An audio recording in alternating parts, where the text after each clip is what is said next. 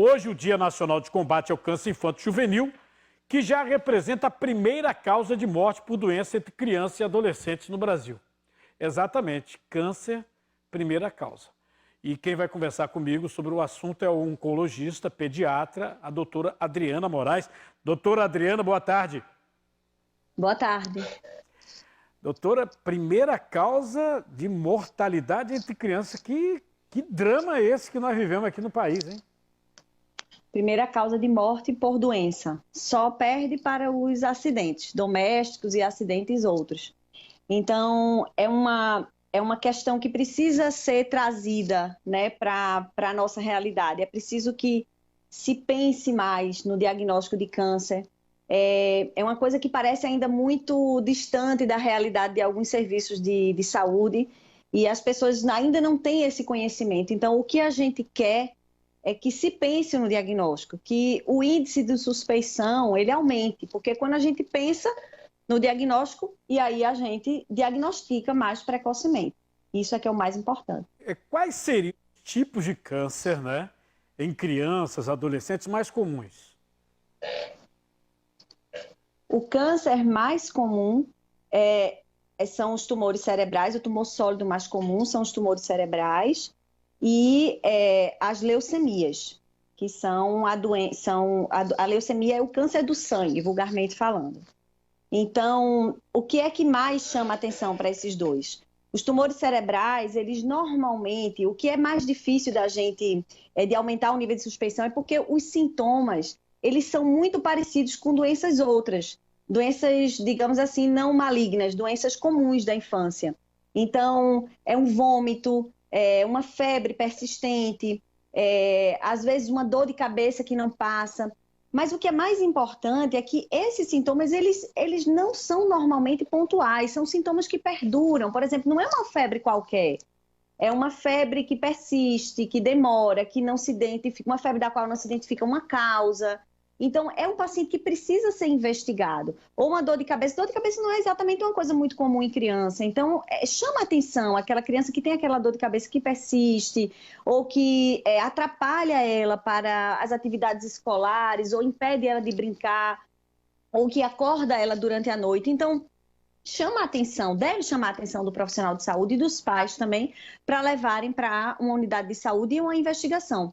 E ainda falando sobre sintomas, manchas roxas pelo corpo, que podem denotar sangramento, ou aquela criança que fica mais abatida, uma perda de peso sem explicação.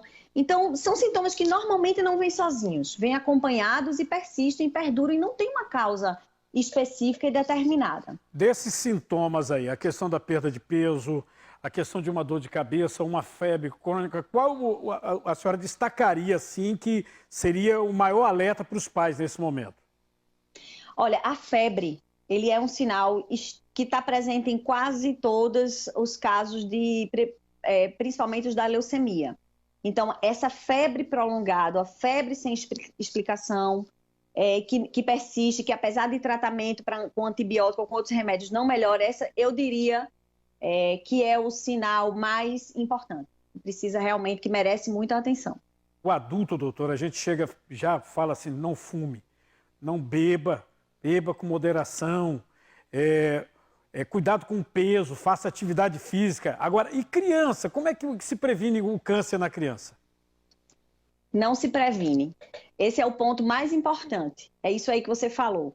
Em adulto, a gente tem medidas de prevenção, a gente tem até testes de rastreamento, né? Na mulher acima dos 40 e poucos, faz uma mamografia, especialmente se a mulher tem uma história anterior de mãe ou de parente com câncer de mama. Em criança a gente não tem isso. Criança não bebe, não fuma, não tem coisas para você de evitar, não é? Então, o que é que a gente precisa? A única arma que a gente tem é o diagnóstico precoce.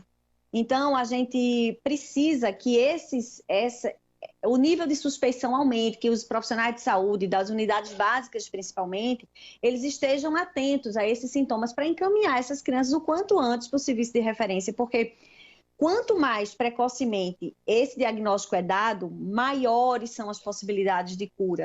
E muito menor é a morbidade do tratamento. Então, você pode evitar, por exemplo, uma mutilação, uma amputação de um membro, quando a criança tem um tumor ósseo, por exemplo. Então, você pode não precisar amputar uma perna ou amputar um braço, você pode curar a criança com a quimioterapia e manter o membro.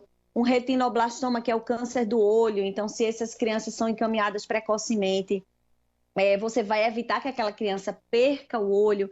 Então, não é só oferecer maiores chances de cura, é melhorar a qualidade de vida e do tratamento. Doutora, muito obrigado aí pela entrevista, viu?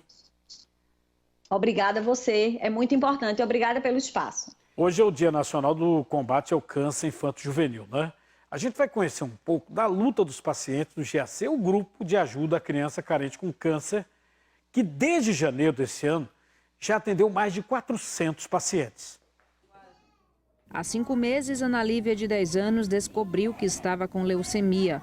Desde então, a menina vem recebendo todo o apoio do Grupo de Ajuda à Criança Carente com Câncer, o GAC, que funciona no bairro de Santo Amaro, dentro do Hospital Oswaldo Cruz. A gente foi bem acolhida aqui, ela está sendo bem tratada, é um pessoal muito humanizado. Aqui, pacientes e familiares recebem desde a alimentação até atendimento psicossocial. De janeiro a junho deste ano, 416 crianças foram internadas e mais de 2.200 consultas foram realizadas, mesmo durante a pandemia. Através de ações para melhoria de qualidade de vida dessa criança.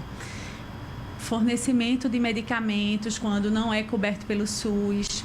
Exames que, às vezes, pelo SUS é muito demorado.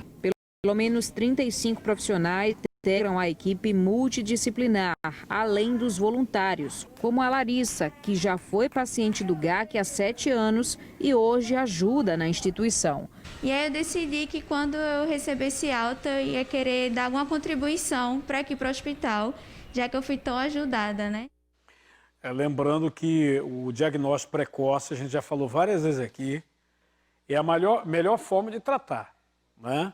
Porque não tem, inclusive, como prevenir. Mas se você descobrir logo, levar a criança no médico, descobrir logo, é mais fácil e no tratamento não ficam sequelas.